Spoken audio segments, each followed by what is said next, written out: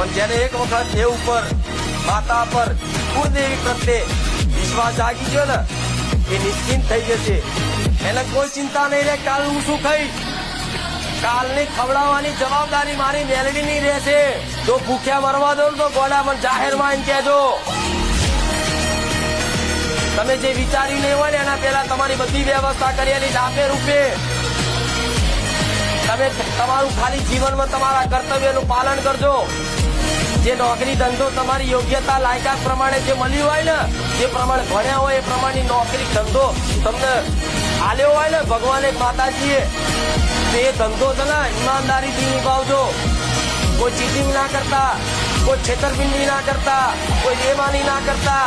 કોઈને જોતું તમારી સત્યની વાત પણ મારો ભગવાન ને તમારી કુળદેવી મહારાજીની મેલેડી તો 100% લખે છે. ભલે ઓછો નફો મળે તો ઓછા નફા સંતોષ રાખ.